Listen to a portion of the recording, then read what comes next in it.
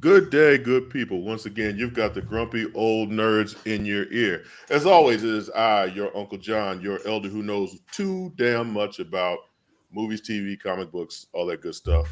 And as always, I am joined by our magnificent cast of characters. Over here is Auntie Amayou, who's giving you all the girls this evening. And Welcome. yeah, there you go. Down there is Uncle Percy in the booty chair. Yeah. Yes, indeed. And as always, behind the ones and twos is super producer Mel, who likes to remain hidden. And if you ever met her, you know why.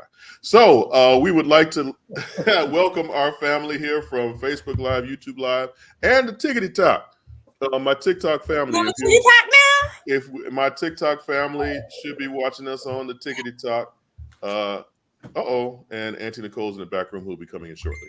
So my Tickety Talk family, let me introduce the show properly. So every Thursday, we go on the interwebs and we discuss movies, comic books, TV, film, all that good stuff. Because we are of the generation when watching and entertaining this and absorbing this shit wasn't cool.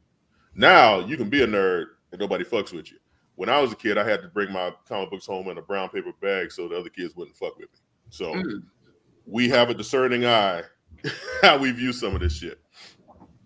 Forgive my cold. So Mel, please let Nicole in because she's knocking on the door and she'd like to come in. I appreciate that. There she is, Auntie Nicole. What's up, girl? Hola. Can you hear me? Yes, ma'am. Yay. Hey, Auntie Nicole. How you doing? It's good. How's everybody? Magnificent. And sorry. So, okay, no, you're good. You're good. So, Auntie Nicole, I was just telling our Tickety Talk family that we are now on the Tickety Talk. So, yeah. And if I refer it as the Tickety Talk, don't correct me.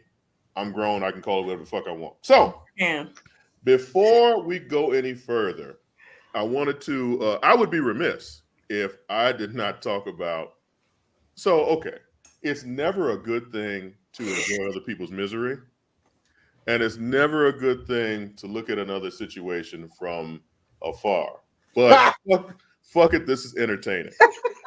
And it just broke yesterday, so it's still an open wound. And I have the salt in hand.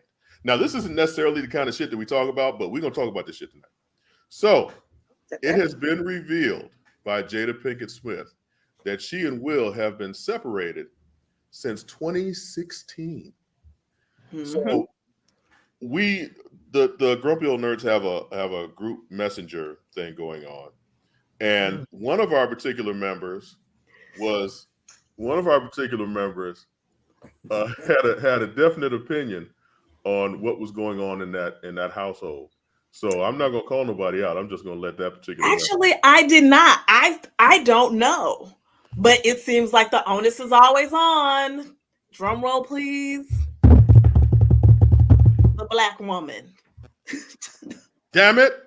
As well it should be. No, I'm joking. Oh my God, I'm playing. So, Uncle Percy, you raised your hand. What's up? Oh no, I'm just pointing up. Because we were all, nobody wanted to make it obvious. I wasn't pointing at you, Amayou. I can't Amayou. I wasn't. Because black women stick together. So, Amayou, okay, explain to us, because I can't front. I can't front. A lot of people are blaming her, and a lot of people are talking about Jada like she's Machiavellian dictator behind all of this shit. And she is. Why? How do we know? Who says that she's the one that's pulling the strings? Like, this woman went on the TV show and said it. I'll admit, national TV put show way too much of their personal business out there. I ain't gonna lie. And she said on national TV. She didn't say it in a blurb or somebody sneaked it out. She said it on TV. She said it on Today's Show. What the hell? She said it. She said what? The agreement that they came to? Who gives a fuck about the agreement? It's not about the agreement. She said it, so that makes her the villain automatically. That's as real talk as you're gonna hear. You want to know why? Because if you've been separated since 2016, I am not going up to fuck up my life. Excuse my French. Fuck up my life. Slap Chris Rock over some heifer I have not been with since 2016. I'm sorry. It doesn't work like that. Chris Rock can say whatever the fuck he wanted to say to her. And he didn't want that parental advisory. We heard. And I say this again. I'm saying this again. You're fucking with my money. That's the whole thing behind this. You fucking with my money. I get it. So Will Smith went up and slapped someone. Destroyed my career. And then you come out 2 years later and say some bullshit like this because you want to be out there. Fuck the red tape. That's some bullshit. And fuck her. So you really feel like they didn't have a conversation? How do you really feel? You feel like she just randomly was like, "I'm gonna go on this thing and tell." Come on. I think she did. Okay. Look. This woman has slept with her son's best friend, has literally brainwashed Will Smith, has tried to get. They said in Hollywood they think she's a witch. I don't know why, but trying to get America to come together because she has this. Them and the Kardashians and a couple of women out there. I just think she's ever since she did, and I told it to a friend today. Ever since she done Jason Lyric, she hasn't been shit. And I think she's been, and I think her star has dwindled while his went up, and she can't accept it. That's one. And number two, I think she's just a bitch. That's it. That's two. That's three. So okay. So now, she's a bitch times two. How about that? Okay. So Percy, I tend to agree with you on some of that shit, but it has also come out because let's be honest, I live a pretty boring life, and I'm reading all the shit that I can find. It's come out that Will Smith has been having a torrid affair with Margot Robbie as well. Oh yeah, like it started with. That's old though. It started on the Suicide Squad, but did that contribute to their separation? If that's the case, then he's contributed to this as much as she has. Their relationship, everybody in Hollywood kept saying they fucking swingers. I think it just went to another level, and she couldn't handle it. And they also said she was messing with the Spanish dude, with the one that was married to J-Lo when they did that TV show. Yeah. Where they was in a hospital thing. Some Hawthorne. So they said, yeah, there you go. That she was messing with him back then. So right. So I just think she cray. So let me tell you this. So I read an article, this was some years back, okay? And no, seriously, I put it like this. No, go ahead. The one thing I'll say about Jada Pinkett is she kind of not hiding who she is. Because she said in this interview, and this was back when she was like in a different world, okay? And in this interview, she said her goal was to find herself a rich man and marry him. And that's what she did. So hold that thought, Auntie. Hold that thought, Nicole, because we have been joined by Uncle Roy. Now, Uncle Roy is the controller. Can I say CEO of JBN? That would be correct. Roy is the CEO of the Jericho Broadcast Network, with which we broadcast under, the umbrella which we broadcast under. So Roy only comes on when he has something that he really wants to say. No, because I know Uncle Ron's not going to be here, and then I saw Uncle DJay wasn't coming. I mean, I figured. So you here for the whole show? Yeah, I'm here for the show. Okay, come on. Oh gosh, what now? What did happen? Look at that. It's about to go down now. So give us your sage wisdom on this subject, Roy. What are your thoughts? Both of them crazy as hell. I mean, that's I mean, I'm assuming we talking about the Will and Jada thing. Yeah, they both crazy as hell. Because I mean, that's just it's a business. Their marriage at this point it's a business relationship. You know, that's what I said in the chat. It's just that's all it is. You know, I mean, think about it. They've been separated 6 years now, or so was it 7? Yes. Yeah, when did all this red table talk stuff start? When that like 4 or 5 years ago? I don't know. Yes, I mean, I need to Google that to find out because let's go to the videotape. Hold on, let's bring it up. That means they started all of this in the midst, and everybody's like, "Oh my God, Will and Jada are a couple goals. Oh my God, their relation. Oh my God, we want to be like them." I can tell you and I was going to be like, "Yeah, no, both of them been like that for a long time." Oh my God, they're couple Yes, that's everybody. Okay, but here's my thing. Here's my thing with the whole Will and Jada thing. Okay, I think the problem is that for a minute, I'm not saying here recently. I'm not saying this is 2018. What'd you say? Oh, 2018. Okay. I think Will and Jada 2 years were after they broke up. kind of, sorta, until not too long ago, they were kind of black royalty in Hollywood. You know what I'm saying? Like they were, when they first got together, and correct me if I'm wrong, when they first got together, they were considered, you know, the epitome. And let's be honest, we're all about the same age as Will and Jada, if I'm not mistaken. So for us looking at them, this was like black love in Hollywood, and this is what, you know, these were relationship goals to an extent. Not saying that, you know, before the weirdness and all the, you know, young men and young women and swinging and shit, they were kind of like, for us, our mountaintop, you know what I'm saying? And then the whole image started to crumble. And I think that it's unfair to blame all of this, the amount of hate that Jada is getting. I do think that's unfair. Amayou, you're right, you're correct. I think that's unfair.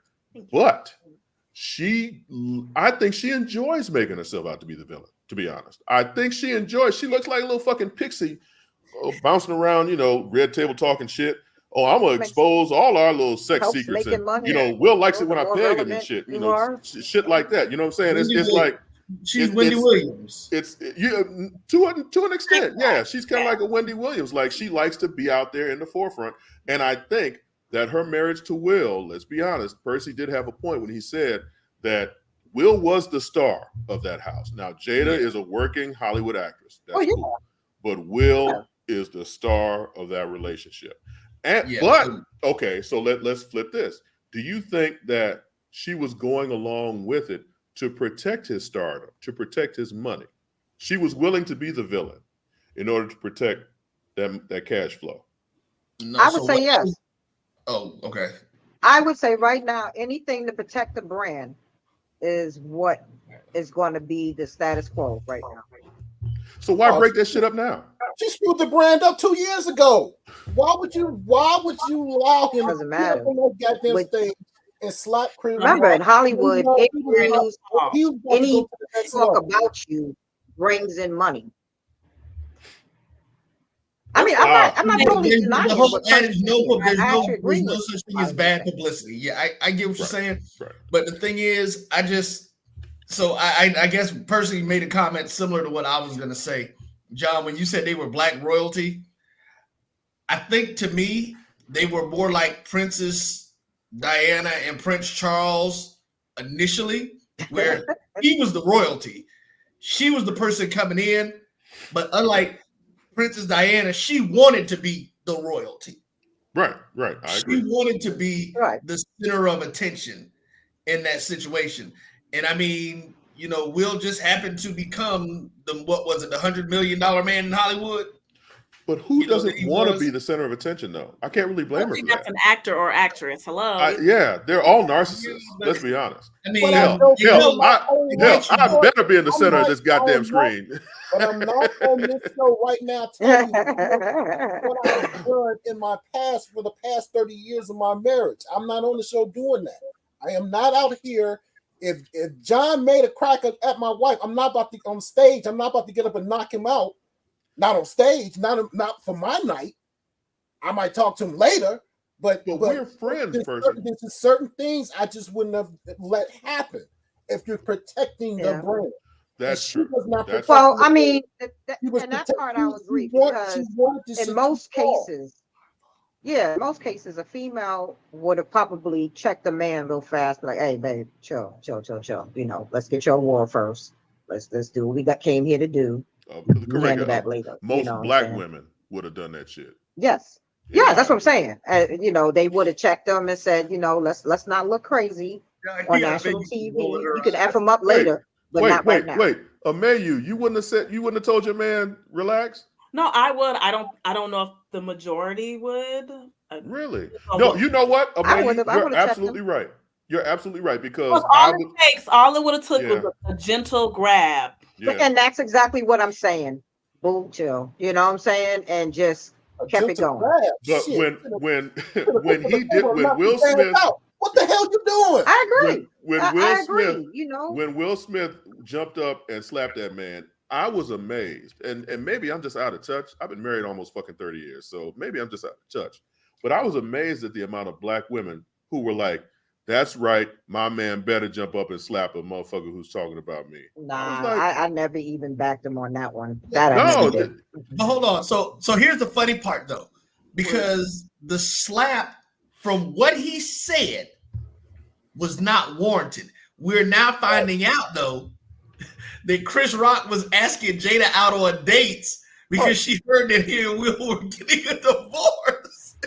Yeah. That's what the damn slap was. Yeah. That's literally. I read that today too. I was like, "Oh, that's right." Shit. That changes the whole thing. Okay, wait. Can we just address the fact that Melody was like, "I was one, slap him again, daddy"? Really? You calling that nigga dad? Again, this is the part we have to think about. Speaking of when Kinks, we're talking about, like, there's this one rapper. I don't know who this rapper is, and I've got to find it. Dude went in on Jada. He's like, Jada has to know a comedian. He's a comedian. She's like the most toxic woman that he's ever seen in his entire life, just because of the things that she's done. And it goes to Percy's point about even if you're just trying to protect the damn brand. But she has seemingly had no regard for like any of Will's feelings. But again, today we find out that they've been separated and actually living apart for 7 years, except putting this public appearance on. That's funny. And so now it's just like the question really is, because listen, she had Girls Trip and she had the Matrix reboot. I don't think Jada had been in any other movie. I think y'all say she may have been on some TV stuff, so I don't know. Yeah. She had a TV series. Yeah. Okay, so she was on the TV series. Okay, well, she's doing her thing. Percy ain't seen nothing since Jason's Lyric. We came out in like 98. Damn, that's funny. Fuck her. Naked. But she just, that whole thought process of she wanted her Tupac. She wanted Tupac. And so she figured she was going to get Will to be that in some aspects or whatever. I don't know.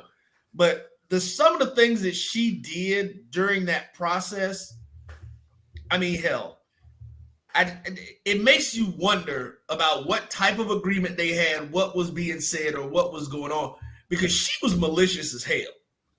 I'm sorry. Jada during the last 5 years, Jada has been malicious as hell. Has she been malicious, or has she just been honest? Hell no, she ain't been honest, because she had her own show to tell. She talked about something. Oh, baby, you had your own show for 3 damn seasons that you could have told everybody that y'all wasn't together. Because I'm sure that everybody that came on the damn show knew they wasn't together. So, hello, it's just like, no, it wasn't about her being honest. Because if she was about being honest, this all would have come out years ago. But who? Why do they have to tell y'all anything? Why can't they just continue doing what they're doing and making their coin? Okay, which I think they kind of. You just said about being honest, so we're gonna talk about. You didn't lie. Don't quantify why they're not being honest. They just not being honest. Neither one of their asses. So you're saying they lied? Did they lie? So Amayou, I think. Did you not tell us? Go ahead. I think that's kind of proving Roy's point in that she decided to just blow it the fuck up. Why were you trying to blow it the fuck up? What happened? You're showing a little toxicity here when you're just trying to blow up the spot. When she talked about her saltiness in there somewhere. August, her son's friend. Mm-hmm. What and had Will on TV crying and shit. What the fuck was that for? Had him on? Okay, because he's not a grown man who could have chosen to be like, I ain't gonna be on your little red table talk. You handle that. Like he couldn't have said that. He could have, but now she's let it out. So now, as a PR person, I'm like, okay, y'all got to get behind this. Well, not behind it. Y'all got to get in front of this because now it's leaked that you're fucking this 20-year-old and your husband's sitting right there with what we thought. Your husband's sitting right there in the house. How are you going to fuck your son's friend? But clearly, she was already out doing what she was doing. So, it's a fucked up situation. Will ain't clean either. He's been having some terrible rumors about him, too. I ain't gonna lie. And they said it in the red table. Rephrase that. And the thoughts and opinions of me is not necessarily that of the channel. And I truly get that he has some skeletons in his closet too. but he ain't sitting up Cutting there. up his ass.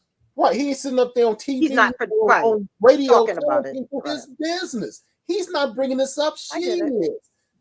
It's just like the Everybody knows divorce. he did. It's just like the divorce. Oh, when old boy filed for divorce. Damn, what's the rapper's name? I don't know. Jeezy. Yeah, same scenario. He filed for divorce, not her. He did, and everybody got fucking offended because he did it. And I'm sitting there like, what? We don't have a right to file for divorce, and we ain't happy. And then turn to find out she's crazy as hell too. Apparently, everybody's crazy. No, it's not everybody crazy. Did I say Amayou crazy? No. Did I say Amayou, and no, you didn't. Did I say my wife crazy? Hell yeah, she crazy, but I love her. That's a whole different story. But moving on. You better say that shit. Right. Get that fixed real quick. Okay. Yeah, every man is Slide it right on in there. every man is crazy and every woman's crazy. It's just finding out right craziness to work together. These two motherfuckers are totally, one is just psycho and the other one is just crazy. Okay, so talking about levels of crazy, you have to be crazy to be as successful as you are in Hollywood. I'm convinced you have to be nuts. Yeah. And I think that having a healthy marriage and a healthy family structure is almost fucking impossible in that pressure cooker of being someone who is paid $1 gazillion for 6 months out of the year to pretend to be somebody else. That's just something that's just that's not fostering a healthy relationship. Right. But at the end of the day, if you can manage, Will has always put out there how together he was, and Will was always promoting that he's going on. He had a TV series on Disney Plus where he was going to all these exotic locales and jumping out of airplanes and shit. Will has always projected himself as being, just every guy who's got this perfect situation and this perfect. And I think that the slap, like you said, Roy, Chris has been asking Jada out since 2016, trying to get with her, since Hollywood knew that they weren't together anymore. I think he just snapped. And I think to an extent, I'm not saying that Jada isn't toxic, but I'm thinking to an extent, she just got kind of tired of the bullshit and she just got tired of the pretending. And she was just like, you know what, let's put this all out here. But that goes towards her brand. Now we're talking about branding.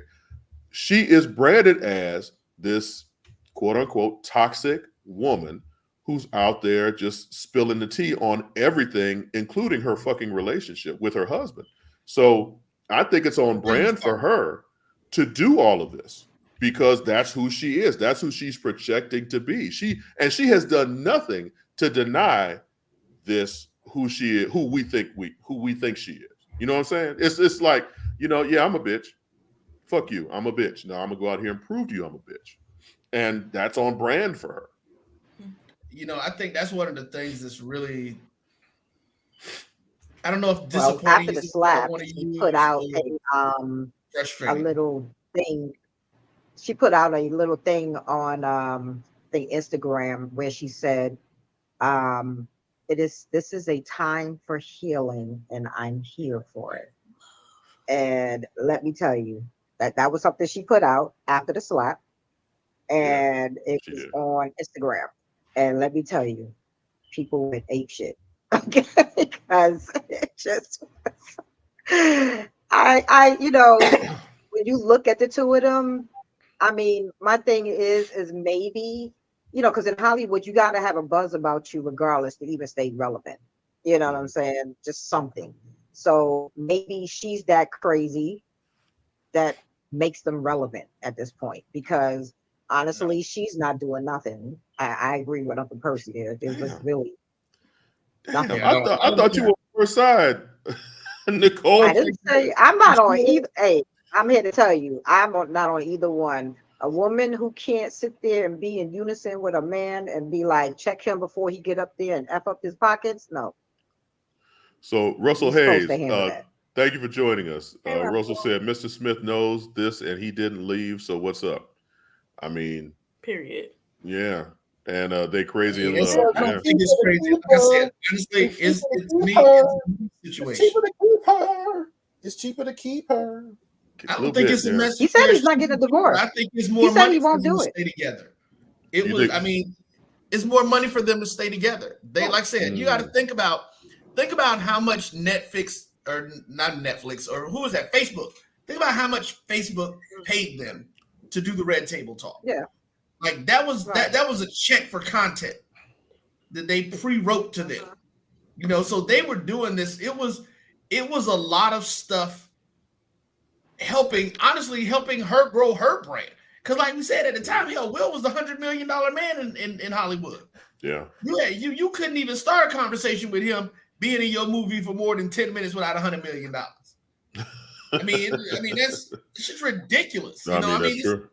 Yeah, he was out there doing his thing, and then all of this other stuff came up. You know, we don't know who Will is individually. We don't know who Jada is individually. We hear all of these different rumors about the whole swinger lifestyle. If you look at it as John put it, them being on brand, this is almost like that Bobby and Whitney situation where everybody thought Bobby was the bad influence on Whitney when it was the other way around. When Whitney was the one who was out there and a lot of people didn't realize it or didn't know it because of who her family was. And the fact that she was always, you know, that they became way more toxic than anything else. And I think that's what this situation, I mean, it's like I said, it's ultimately it's these people's lives and they do what they want to with it. You know, I didn't think y'all would be on discussion. I thought y'all was like, So Mocha Mima Media, hello, thank you for joining us. I always knew that marriage was a sham. Well, I wish you would have told us. Damn it, Mocha. I wish you would have let everybody else know. We've been sitting out here in La La Land thinking that their shit was cool. So I think we've beaten this. That I never thought either, because I never thought that Will was the type of guy for Jada. She was one of them. Give me a rough neck. She didn't want to marry him. Yeah. She was always give me one of these rough dudes, and that's why when they said that she married Will, I was like, for real. Okay, like, so I hate to cut everybody off with Amayou's nodding off. So I think that's the sign that we've beaten this dead horse to death, and we've gone. This conversation. No, actually, I started the conversation. I'm the one who brought it up. Yeah.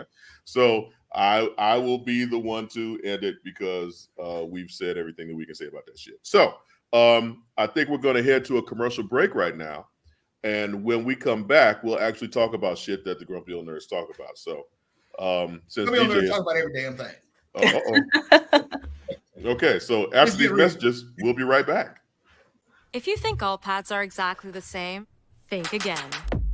This is Always Ultra Thins reinvented with the Always Triple Protection System. This pad wicks gushes 90% faster, absorbs even more so you can feel dry, and locks odors in.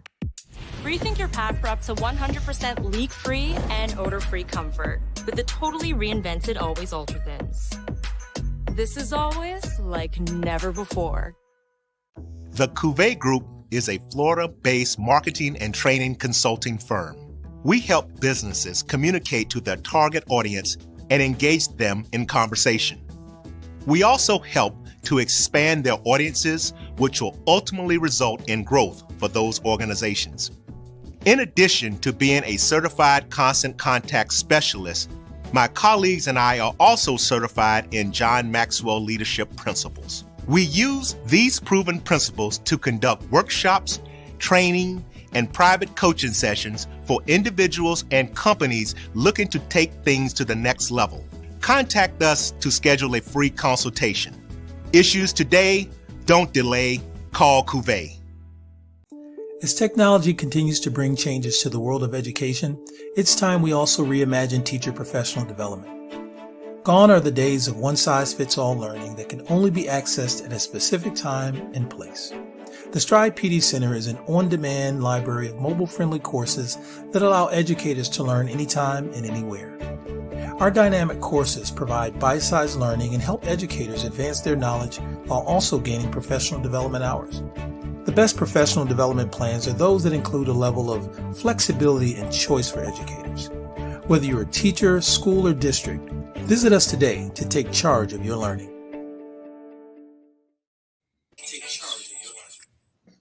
And we're back. Boy, that was some quick cut shit. I'm glad we were all still sitting down. Whoa. Wasn't doing anything we weren't supposed to be doing. Mel, thank you for the heads up that we were coming back. Next up, there may be some kinks in the Marvel armor, and not the kind of kinks that we all would like to pay to see. So, Daredevil, for those who don't know, Daredevil was a series on Netflix. Marvel had a deal with Netflix where they took the street level heroes and they made several series: Daredevil, Jessica Jones, Luke Cage, and Iron Fist, and the Punisher. And at one point, even had them all team up. And yeah, Iron Fist was stupid. We'll get to that. And so there were like 2 or 3 seasons of all these series, but then they cut them out when Marvel actually started flexing their cinematic muscles. Now, Marvel is trying to restart, not going to say reboot, I hate that word. Marvel is trying to restart these series, and Daredevil was up first. Now, Daredevil was supposed to be 18 episodes. There's your first red flag. But what Marvel has now done, they have scrapped everything they've done up to this point for that Marvel series. And what Marvel is now doing, let me back up.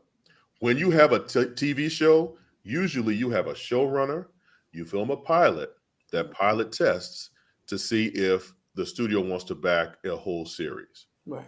What Marvel was doing was they said, fuck the middleman. They weren't hiring showrunners. They were filming the series in their entirety. So you didn't have someone in charge, and you didn't have test footage to see how the TV show was going. And then you filmed the whole series and said, fuck it, let's see how it goes. Interesting. That's not how TV works. So Marvel has said, we're going to scrap all of what we've done so far with Daredevil. Don't know how far they had gone in. And they're going to redo it all. This actually explains why so many of the Marvel series recently have been mediocre, in my opinion, because they didn't have showrunners.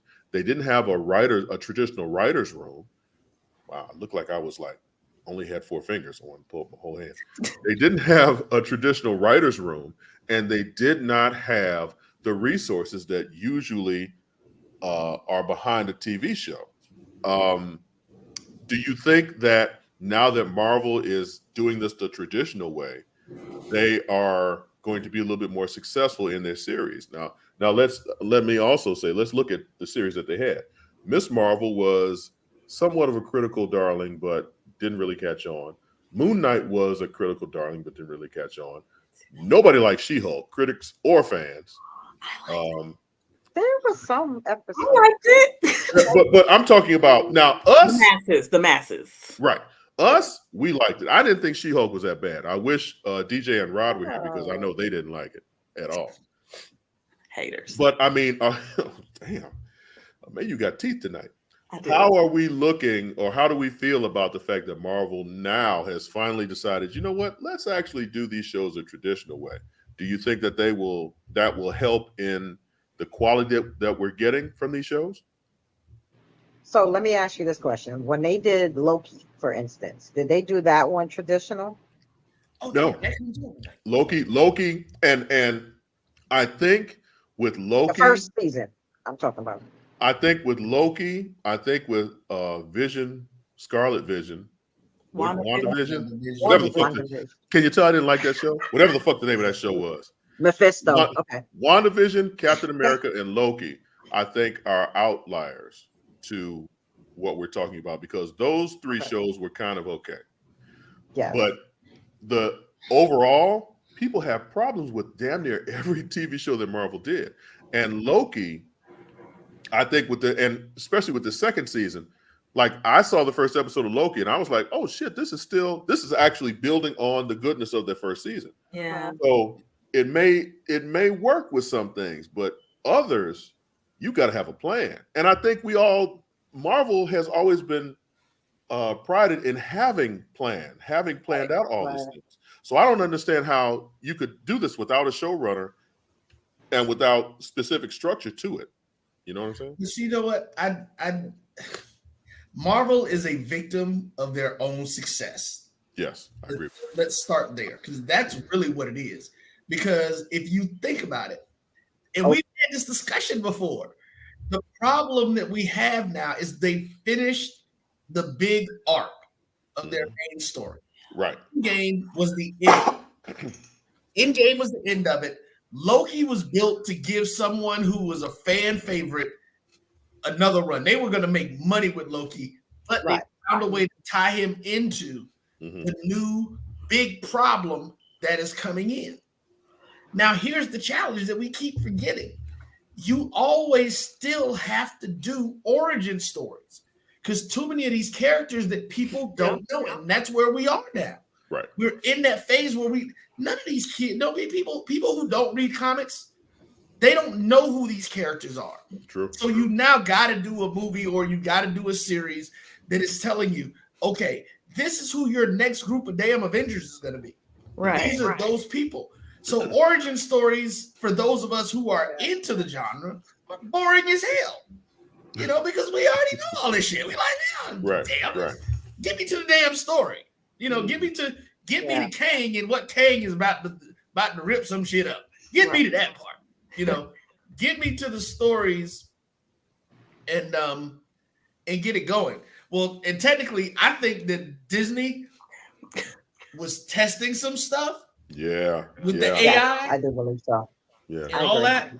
Now, because see, they got enough money to keep paying actors, but all these other studios want to be able to pull and use the AI versions of all these actors down the road, and that's just not gonna work. I mean, that wasn't last. But Disney they have to do these origin stories, right? And so I think what you're getting ready to see now, after this whole Marvel's team up, I'm really I want to see it. I want to see it because I just want to see Photon. I want to see how they do Photon and what she get going. But to me, like, that story right now is lying outside of the Kang issue. Like, just like anything else. What does anything that they're doing now outside of Loki have to do with the Kang issue? The thing that you set up as your next major stuff. That's where they become the victim of their own success. We all know that Kang is the next big villain. So if something they do doesn't tie in with Kang, we're like, what the hell is this all about? Right. And I think that's what we're hoping will happen with the Marvels, that there'll be something sprinkled in there. So real quick, before I want to address Russell's comment, that was the strike been about. So stop it. So what happened was Marvel was making these TV shows before the strike happened. Yeah. And I think that part of the reason that the strike happened was because studios were like, we don't need showrunners. We don't need the writers. All this other stuff is unimportant. And I think that strike was part of the reason it happened. Yeah. The strike happened because of that, because the writers wanted them to know we are as important as any actor, as any key grip, as any cameraman, any of that. There's no story without the writers. Yeah, there's no story. There's no cohesiveness. The writers put all that shit together. Story. Yeah. So I mean, and Roy, I understand what you're saying. I think that, so we also, and like you said, Marvel's a product of their success. We also have to deal with the fucking Secret Wars shit. Like the fact that Rhodey has been an imposter since Civil War. So did they verify that? Is that still speculation? Damn it, yeah. My theory is correct. My theory was correct. Okay, so for those who haven't watched the show before, my theory was that Rhodey has been an imposter since Civil War, when he was shot down by Vision while he was chasing whoever he was chasing. And when he hit the ground and he fucked up his back on his way to the hospital, in the hospital, whatever, that's when the Skrulls switched him out. That's my theory. And then if anybody watched Secret Invasion, when Rhodey was freed from being imprisoned from the imposter, he had on a hospital gown. Well, God damn it, when was he in a hospital gown? When he got shot in Civil War. So Rhodey has been an imposter. That means Rhodey, Skrull Rhodey, has been there for Infinity War, for Endgame. Fuck. When Rhodey was there at the beginning of Captain America, Falcon and the Winter Soldier, that was Rhodey too. Yeah. So Rhodey doesn't know Tony's dead. And we have to have that scene. Marvel, if you're watching, and I know you're not, we have to have the scene where Rhodey finds out that Tony's dead. So, having said that, but I just feel that Marvel has to do a better job. They've built up enough sweat equity in all the stuff that they brought us that people have been okay. This is kind of shitty. Give you a little time. Yeah, this has been kind of shitty.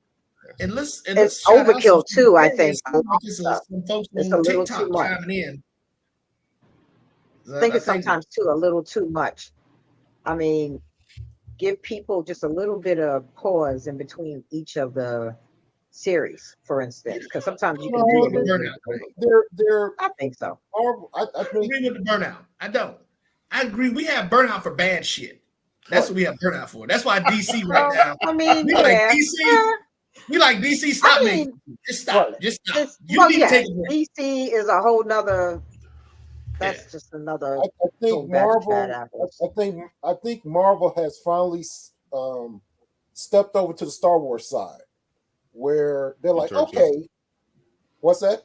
In terms of, for example, like we have these movies, right? And in between we have these, we have these shows. Even though they're cartoons, they all kind of fit into their whole scenario. And I think Marvel's trying to do the same thing with their characters now. They're trying to canonize all these characters. So maybe in 10 years they have another 20 movies coming out that we probably don't give a fuck about, but the younger kids will.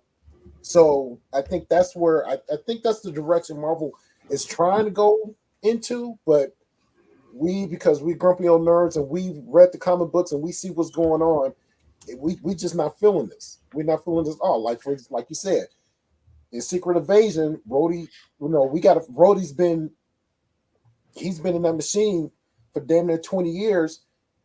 And like you said, he doesn't know Tony's dead. He don't know what's going on. He's like, that's real. That's real. He's like Captain America. It's a big window of stuff he missed. He's missed a lot of shit. He missed a lot of stuff. So hopefully when War Machine comes out, when that actually comes out, hopefully they'll put him like this is what you missed since you've been. Have to. I don't think they're going to say he was gone that long. My thought is that he still had to go back for treatment at different times. I mean, you're paralyzed just because your friend give you some $1 billion ass metal legs. He still had to go back for treatment, I think. But wasn't it confirmed in an article, Uncle John? It was. Yeah. Okay, thank you. Roy just won't let that shit go. You say my theory. I actually had it been confirmed that he had been that long. Because the question is, did Tony know that this was a scroll? Nobody. There's no way in hell. Before Tony died, during Civil War, during the whole Civil War and Infinity Wars, did Tony know? No. Somebody had to know. That's the point. Nobody knew. Only the Skrulls knew. No. What? So who knew, Percy? I think it's two people knew. Okay. Miss Marvel is one. Okay, go ahead. And Fury. I think he knew. I will give you Fury. I will give you Fury. Because you got to remember the time. You got to remember the timeline. It's the timeline. So when the movie came out, that was back in 1985, where they was dealing with the Skrulls. So Fury knew what was going on, and Miss Marvel knew what was going on. The Skrulls were around, right? So the question is, when it came up to Civil War time, did they know that Roddy was replaced with a Skrull? And my answer is, I think it's yes. No. If they knew that he was replaced with a Skrull, they would have said something. They would have done something. First of all, Miss Marvel was off planet. Most of her stuff has been off world, so she has no vested interest in Rhodey, whether he was a Skrull or not. When Fred was on the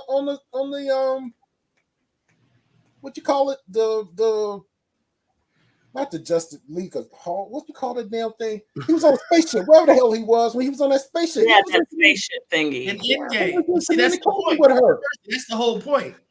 Nobody else knew that he was a Skrull. Because somebody else had a thing talking about something. Oh, go look at it when they did that part. Look at Rhodey's face. And I did that because I watched it earlier this week.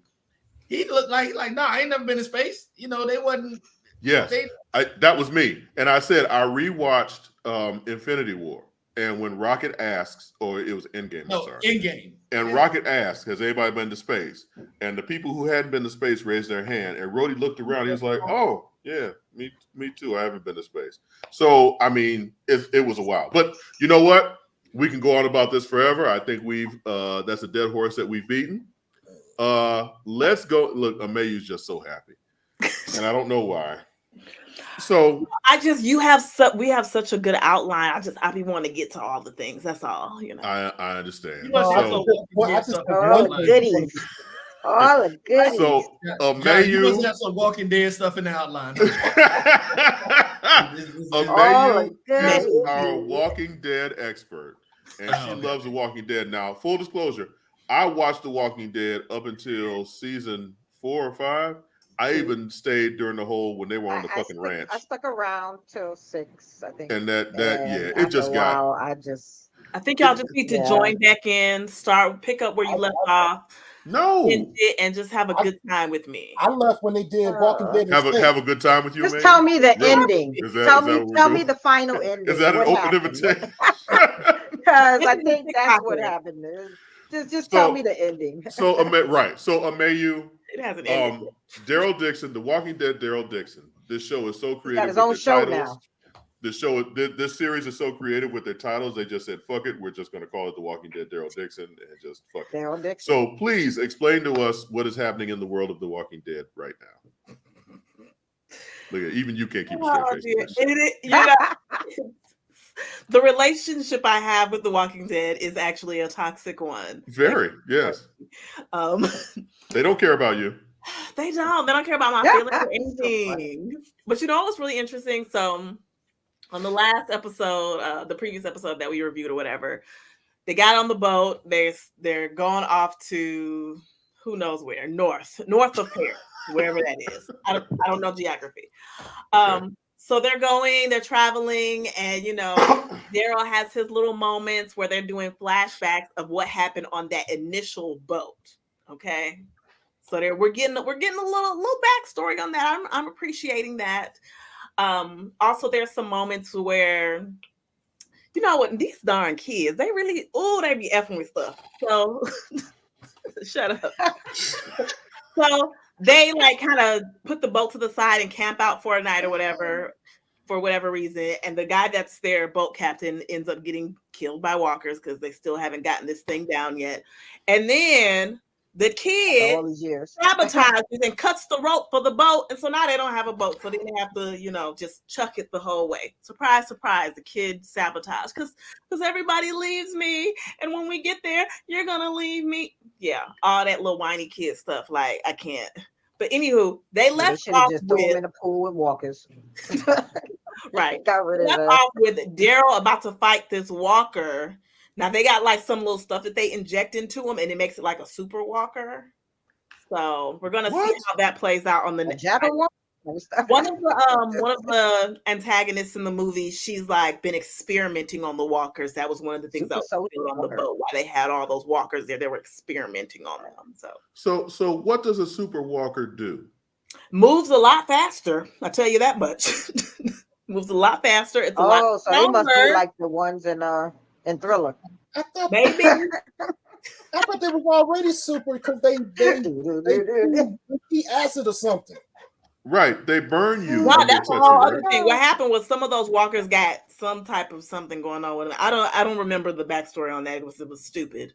So yeah, the acid, the acid part is not part of the super walker thing. Like that's not what they made. Super walker. This super, that's what I'm calling them. I don't know what they really call them, but super walker. So they move fast. They be climbing upstairs quick. They be stronger. Oh, dang, they climb the stairs like that? Yes, fast. Okay, they're like power walkers. Careful. If you will. Okay. Yeah. So we'll see what happens in the next episode. I mean, I'm here. And what is this on? Is this the Daryl Dixon thing? Yeah, this Or is what on the is this Daryl on? Dixon thing. He's like taking some kid because supposedly, and I still don't understand what this kid's alleged power is because they did like a little time swap. So I might have to do some research on the TikTok. Can we say Last of Us? But that's okay. Go ahead. But he literally, the kid was just like, and then the walkers just went away from him. Like the healing power of prayer, of course. So I'm like, what? So I don't know. I'm gonna scour TikTok and see what I can find about what that's really about. So okay, so the walk, because I'm a roast your ass about this fucking Walking Dead. So and I'm ready. The walking. Have we figured out how Daryl got to France? Yes. So when he was on that boat, well, it's kind of. Please enlighten us. He was on that big boat, the big boat, where he ended up getting captured with the rest of like his little compadres or whatever that were collecting walkers for the new female antagonist to experiment on. They end up just taking them. I don't know why they took them, but they just was like, I guess they needed some live bait or whatever, which they did. They was throwing people in the walker pit and feeding them. So. Oh shit. So when he was trying to escape the super walker, the power walker, the boat dropped down and he just jumped off the edge. Oh, they were power walkers? So they walking. They moved fast. Told you. So that's how he ended up floating off of that giant boat. Why doesn't he remember this? I don't think it said that he didn't. He did. He said he didn't remember how he got where he got. I don't remember that part. Probably because he jumped off the boat. Maybe he hit his head and had a little light amnesia. Who knows? Or he's lying. Or that. Okay. So, Uncle DJay is coming in, I guess. I don't know. Hey, Uncle DJay. Okay. No, what is it gonna take for you to give the fuck up on this series? I need like an actual ending, like a cure, something. I thought that's what happened with The Walking Dead. I thought that they ended that now, but Dallas traveling the world or something. As long as AMC can make money off of this franchise, they will throw any kind of shit at you they can. I watched with enthusiasm when this thing came out that first. I did too. I mean, this was like, and it was only 6 episodes. Yes, I did too. And now, and then I watched religiously for years on end. I did too. And then when it finally got to my boy Rick getting supposedly blown up in the little thing, and Sean's got a bee and all this other kind of stuff, I was like, what the entire fuck is going on? So I think for me, in the comics, because I read the comics before the TV show came out.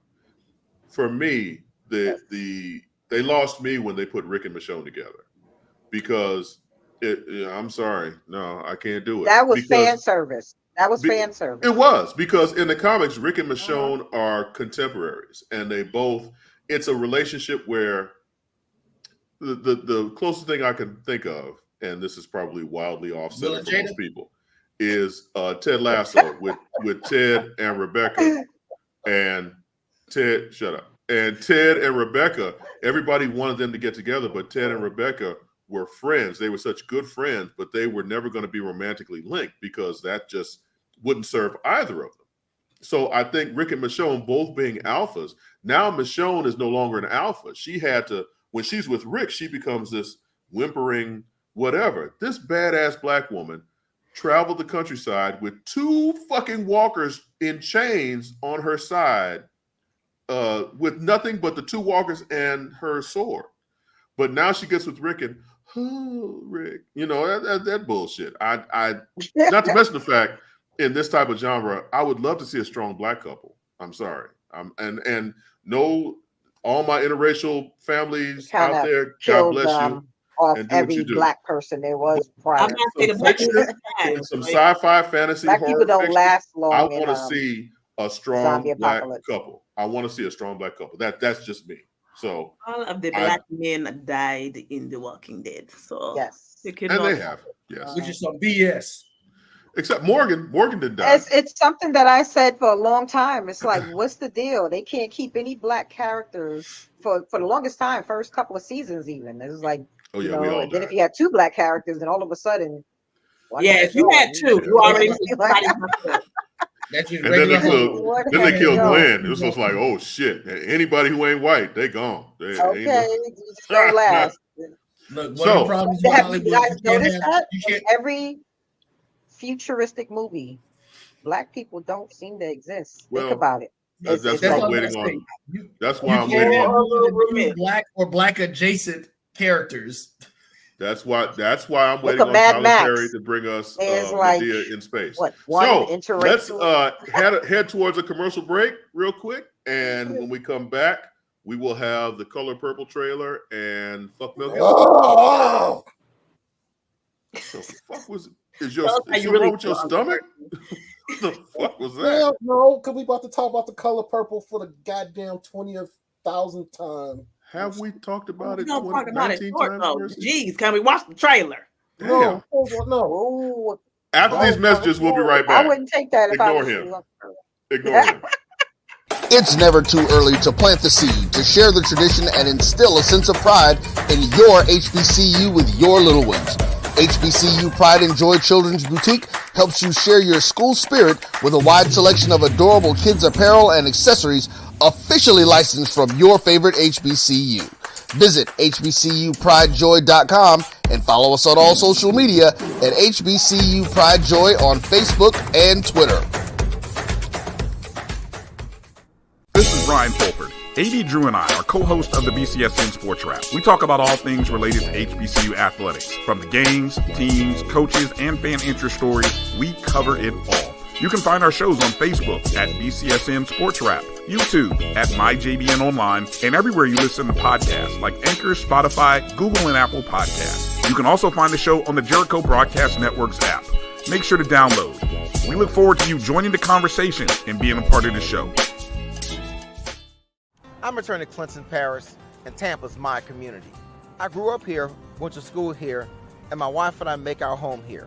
What makes Tampa special are its people. So when I represent someone injured in my community, it's personal. Call my office and speak to a real lawyer and not some referral service. I will fight the insurance companies to get the settlement that you deserve. At the law office of Clinton, Paris, we take the pain out of being hurt. Since 2002, Empowerment Resources, Inc., a nonprofit organization, has empowered more than 1,500 youth and adults in Duval and surrounding counties through its programs Journey into Womanhood, Girls Mentoring, Life Skills for Teens, and Parenting Education Coaching. To get involved with programs, volunteer, or donate, visit www.empowermentresourcesinc.org. Follow us on social media, facebook.com/empowerment.resources and instagram.com/empowermentJAX.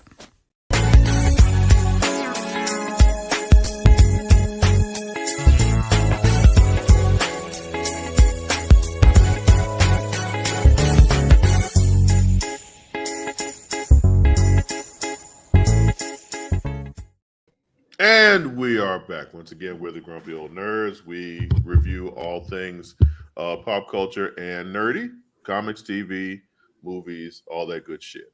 As always, I'm your Uncle John. Over there is Auntie Amayou. Over there is Uncle Roy. Down there is Uncle Percy. And down there is Auntie Nicole. Yeah, it's a lot of us because we have a lot of opinions on shit. So, there's always lots of aunts and uncles. Yes, ma'am. So, before we get to the trailer, and I'm going to let super producer Mel tinker with that for a little bit more. In our group messenger, I was saying how much I was actually enjoying the Continental. I don't know if anyone else has watched this TV show on the Peacock. Damn, I sound like an old motherfucker. So I was watching the Continental on the Peacock. And Yes, sir. Uncle DJay, who is not currently here, said, fuck Mel Gibson. And I said, well, DJay, why are we fucking Mel Gibson?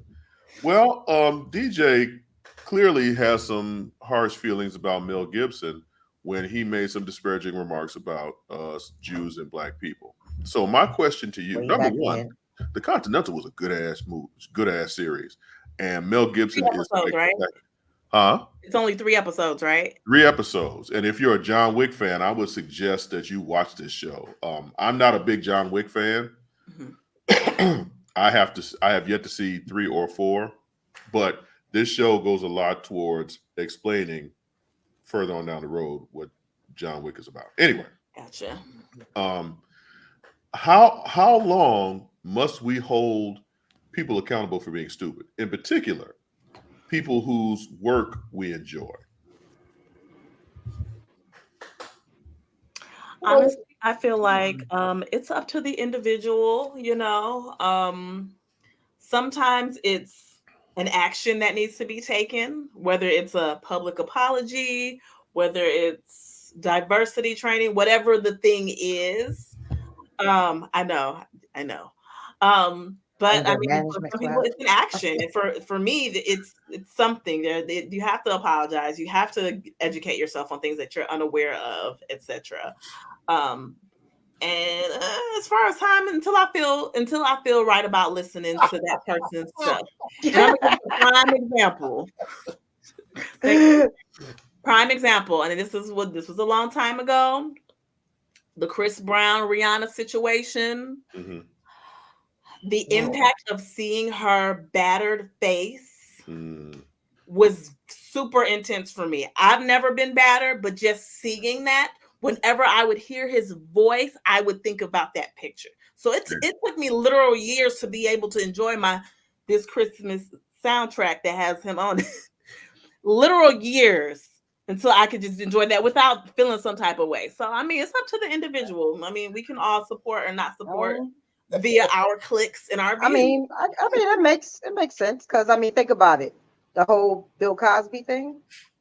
After hearing that, then seeing a couple of the things they put out there, and then seeing the one that they put out there about your boy Hugh Hefner, and the stuff that Bill did with Hugh Hefner.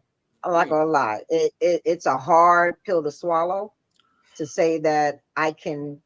I mean, don't get me wrong. That's what she said.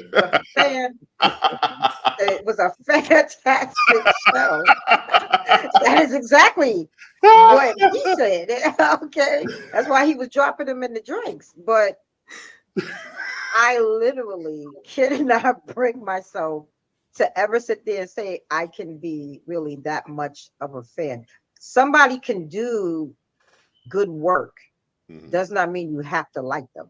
You know what I'm saying? So, I mean, it's hard. Think about Kramer. The dude played Kramer on Seinfeld when he gave that show and went apeshit because he was dying the dog's death on stage. You know what I'm saying? So can I ask you all a question? You all still listen to R. Kelly? You know what? I was going to bring up. I haven't listened to him. That's a big question. I haven't listened to him since. Because I have. It's hard to. I mean, it's not just his songs; it's the songs he actually wrote for other folks, and you don't know he actually wrote those songs. So, but that's a different situation because it's not the individual. No, it is different. It's because it's not the individual. He peed on that little girl. He may have wrote it. No, listen to what I'm saying. Like I said, I've actually never been an R. Kelly fan because I've never liked his personality. I actually I ended up meeting somebody who had personally worked with him. Okay. And I saw my first recollection of R. Kelly was just his arrogance when they had him on Video Soul with Public Announcement. Mm-hmm. And I mean, he's great. I mean, he's a genius musician. You give him that. I give him that. But I just he turned me off from that immediately. His personality.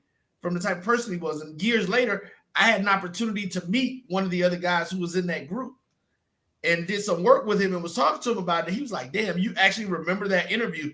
He was like, bro, we were done with him after that.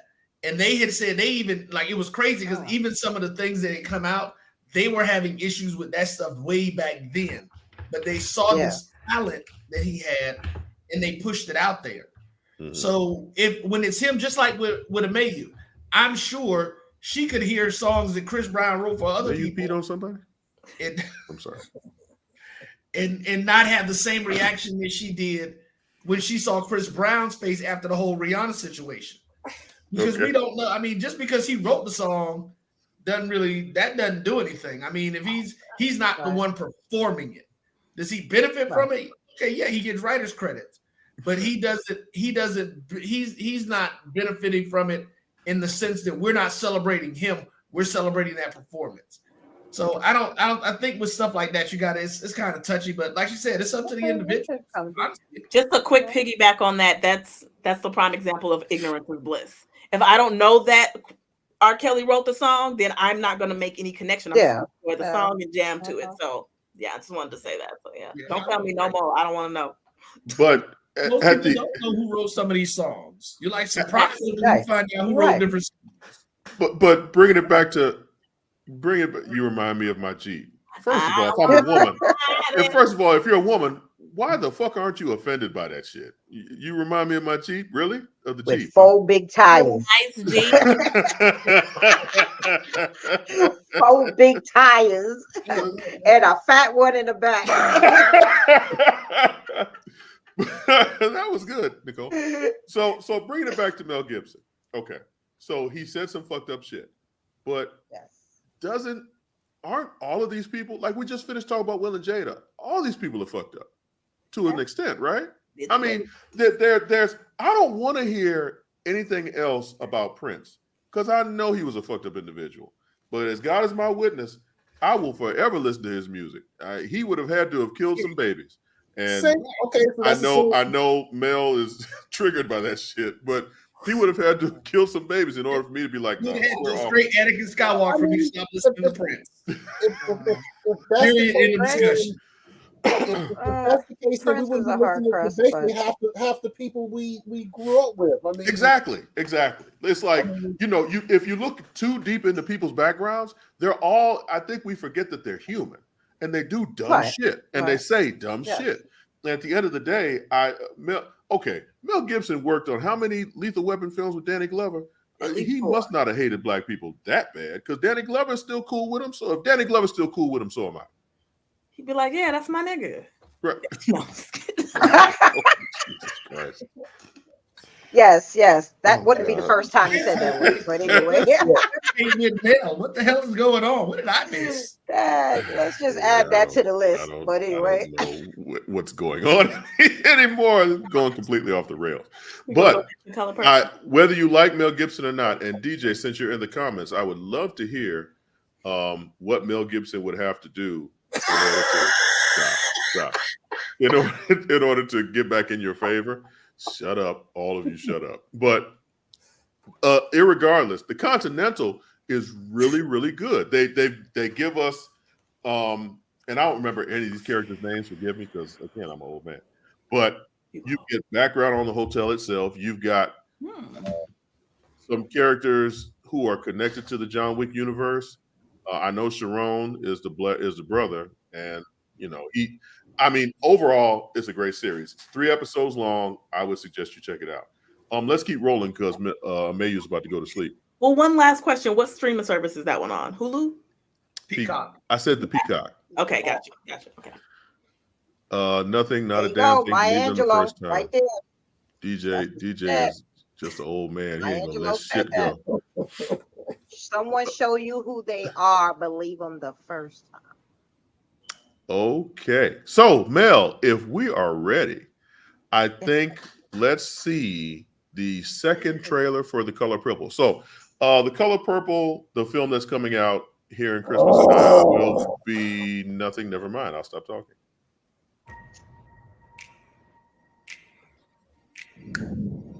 How come you don't laugh none?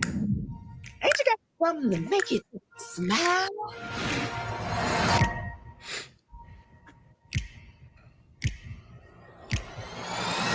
My sister, and I ain't seen her in years. You know, if you ain't gonna laugh, you need to sell your funny bone. Oh! I was married to a man I didn't love. Whatever I say. And he took my sister away from me. Even if we have to part, you and me, us have one heart. How come you so nice? Don't know. Maybe you too nice. You seem like trouble. I come here out of respect. But if there ain't none to get, that sure ain't none to get.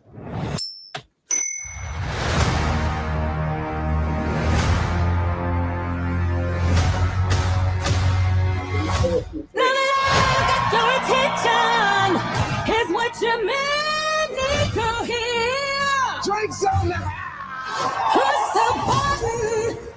There's gonna be some changes made. Give me something. You got to stand up. I know my sister somewhere in the world. Someday we're gonna meet again. Keep your head held high, just like Mom taught us. It's time I be free from you and then turn to creation. I'd die before I let that happen. Good. That's just the going away present I've been needing. Oh!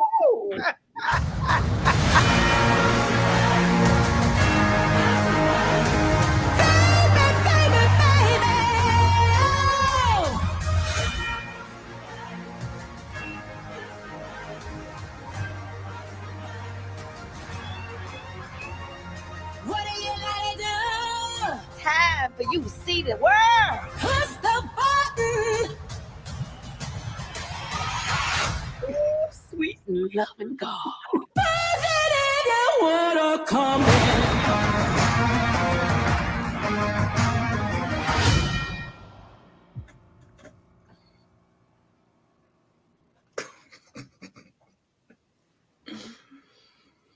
I'm already thinking about my purple fit that I'm gonna be wearing. Let me tell you something. Thank you, Mel. I Thank you. have Thank you. absolutely Leave this shit alone. Absolutely. I'm telling you, I mean, the original Color Purple still makes me cry. I mean, I absolutely adore that movie. And then when I found out Steven Spielberg did it, I was like, what? I was like, how the hell? I said, what he did? You know, so I was actually very surprised. I don't know what to say about this. It looks like it's turned into a musical or something like that. They're singing and dancing and doing all kinds of stuff. I'm just weren't there at least three music numbers in the original one?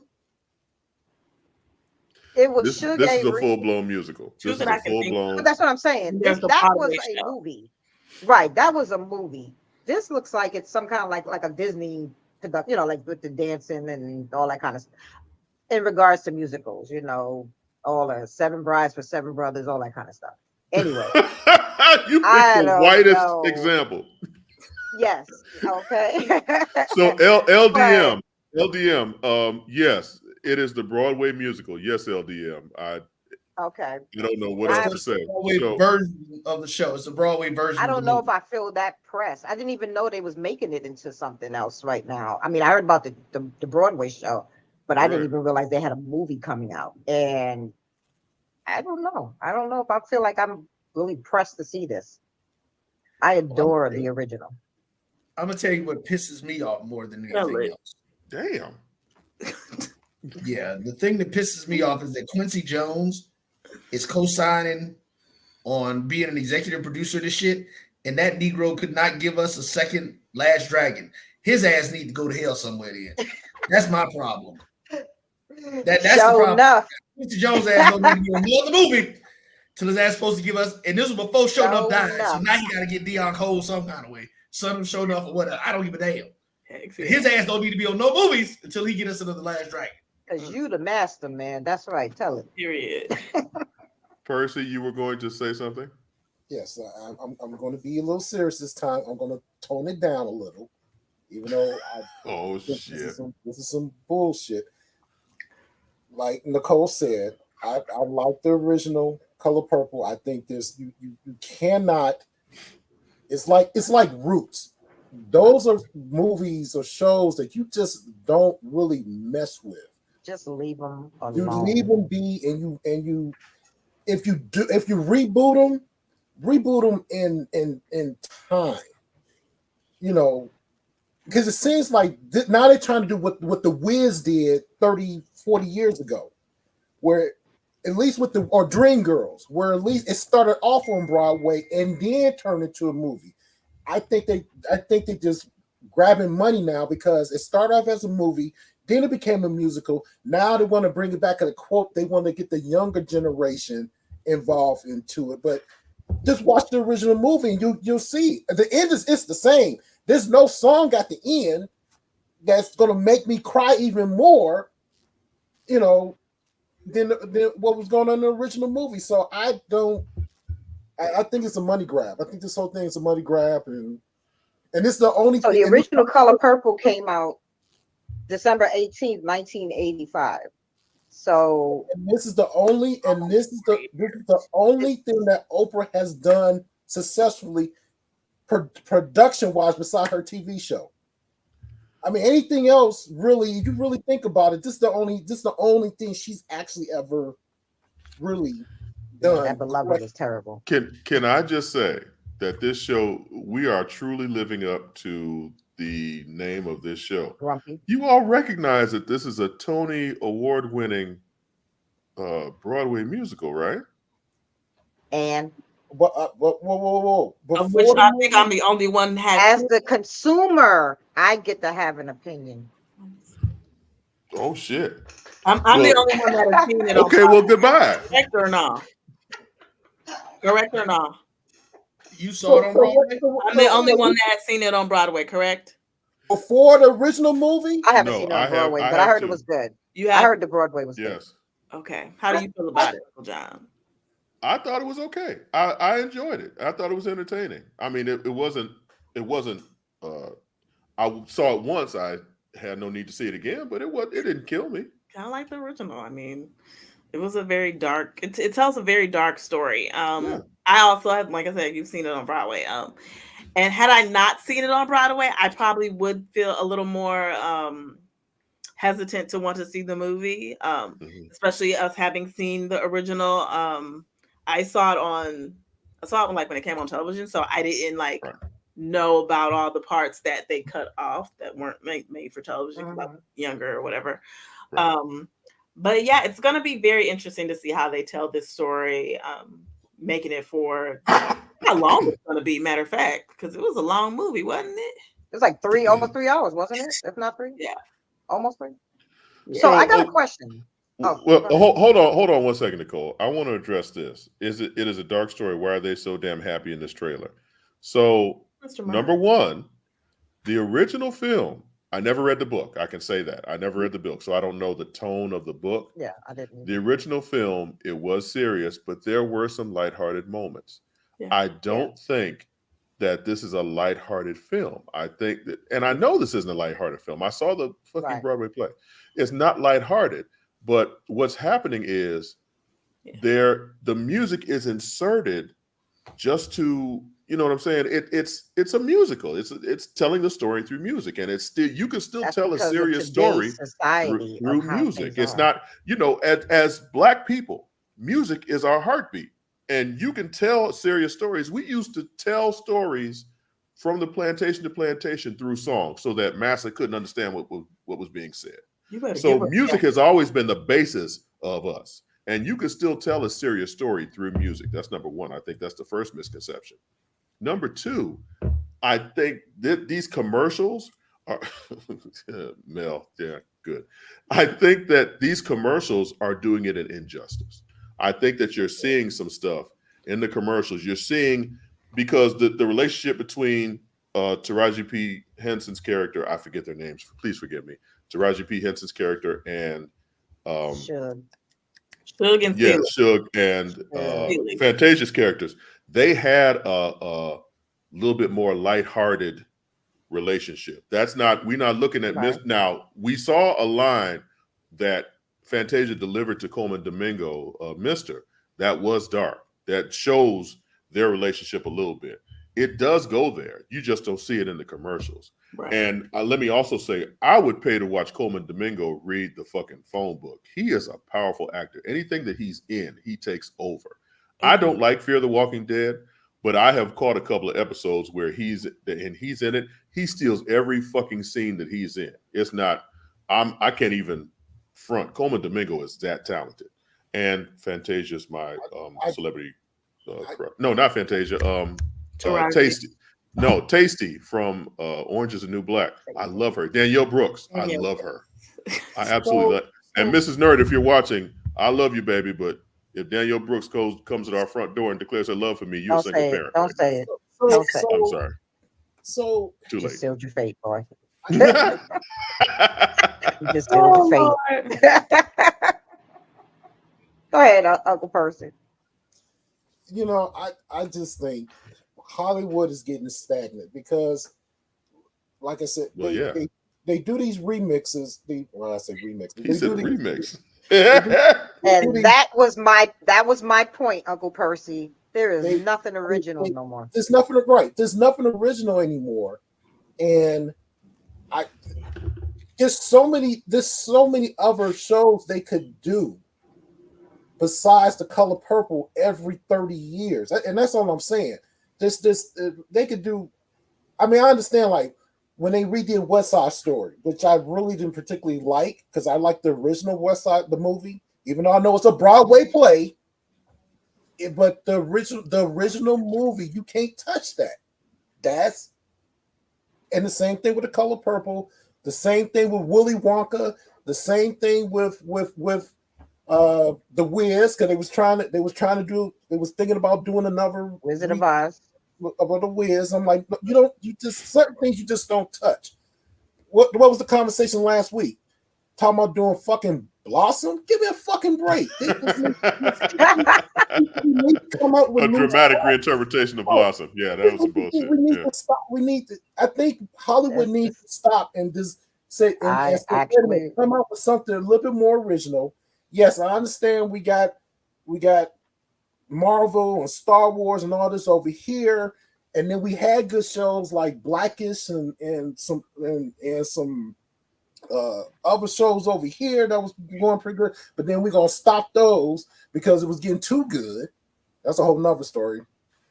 But I'm like, it's stagnant now, and I don't think this movie is. I don't think it's gonna be as good at the box office like it was the first time because I love Fantasia. I love all the actors that's playing these roles, but I don't feel it.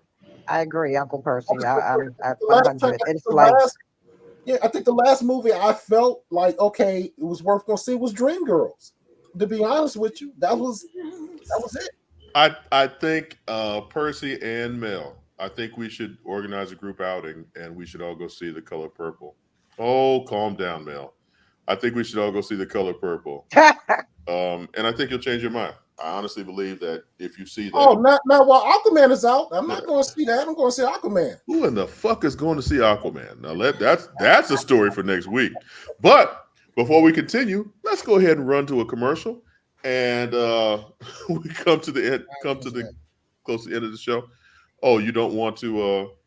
Well, I'm wondering if Mel is going to want to go to a commercial because Mel be tripping. She's too busy giving Percy a standing ovation right now. Make sure y'all have y'all purple fits ready if y'all going.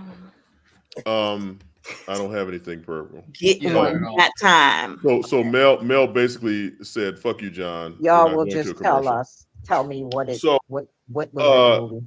Right. So before we go, I want to say, we lost in the comic book community. We lost Keith Giffen today. He was one of the giants in the comic book industry. He's one of the people who fostered my love for comics. Between Legion of Superheroes, Justice League, Ambush Bug, Blue Beetle, the list goes on. And he was one of the giants, and he will be missed. He was my favorite memory of him is that he had a stint on. They rebooted the Legion of Superheroes, which is a whole nother story. And he ran for years. And his storytelling was he wrote every issue, every page was 9 panels. Now, those of you who are unfamiliar with the comic book is basically 8.5 by 11, pretty much, a little bit more, a little bit less. And all the stories were told in 9-panel pages. And that in and of itself was groundbreaking. And at the time I was a kid, I didn't understand. But storytelling like that, he was a master of his craft. And I'm going to miss him, his creativity, his artistry, all of that. He was, again, a giant in the comic book industry. Keith Giffen, condolences to your family, and we will miss you. So since Mel is basically telling me to shut the fuck up, Uncle Percy, you got anything for us going out the door? I thought we had the Star Wars thing. We'll do that later. Protect you. We'll do that later. We talk too much. Agreed. No. No. Well, you know. So no, there's nothing for you on the way out the door. James Otis Hall, what's good, man? None of our remakes here lately have been successful. Superfly failure, yeah, it was. White Man Can't Jump failure, yeah, it was. House Party failure. House Party, the remake was terrible. Oh my God, it was bad. Car Wash failure. The batting average is not too good. I can't argue with that, James Otis Hall. Auntie Nicole, an original idea. Auntie Nicole, anything for us on the way out the door? Just what I said. An original idea is all I ask. All you ask. Auntie Amayou. By the way, I will admit though, I do appreciate a lot of the new Black scary movies that are out right now. I appreciate finally, some portion of Hollywood finally just letting us make a movie like our white counterparts. It's wonderful. All right, congratulations. Auntie Amayou, anything for us going out the door? I'm going to start going to Amayou as the resident Zillennial. Second, feel free to send us gifts on TikTok. We welcome them. Third, this is my TikTok and Instagram if you want to hang out with me. And I'm gonna try and do a grumpy old nerd. Those gifts gonna be coming. Those gifts definitely gonna be coming. You can come on, but just don't come empty-handed. Thank you. Amayou, I just want to be your manager. Uncle Roy, anything for us on the way out the door? Wow. Yeah, I hadn't said it in a whole show in a long time. So no, it's funny. I think to the point, my only point is going to be about the remakes. I get and I absolutely love part of it because I think, especially for a sci-fi fantasy, folks, technology has finally caught up to the imagination from a filmmaker's perspective. Right. So a lot of this really, really bad, cheesy shit that we had back in the day can be reset and redone, and it looks good in a certain way. But movies I don't know, the whole Color Purple thing. Now hearing that it's more of an adaptation of the Broadway play. Okay, that makes it a little different for me. But I'm with Nicole. I mean, it's frustrating because there are ideas out there, but Hollywood is so concerned with making money, which that's their job, that they're going to go with things that they know people are going to gravitate to, no matter how bad it turns out to be, because they're going to hope to make at least 60 to 70% of their money back the first 2 weeks, because the first 2 weeks are the 2 weeks where people are going to see it. Who want to see what's going on, Wonder Woman 85, yeah. All right. Yeah, DC is just a bunch of jackasses, but we not gonna talk about this. That's a whole nother. Stephen Miller, what's good, sir? Thank you for joining us. So, and I have to say this because I'm just such a super giant nerd. They released the theme music to the new season of Doctor Who, and I became a 10-year-old kid, and I fucking lost my goddamn mind. I cannot wait until November. How dare they tease me with this? So, what'd you say? It was only one song. Each Doctor has their own theme. Hey, Steven. Steve, what's good? So, for Auntie Amayou, Uncle Percy, Auntie Nicole, and Uncle Roy, I am Uncle John, and for Super Producer Mel on the ones and twos, thank you for joining us. We will talk to you next week. Night-night.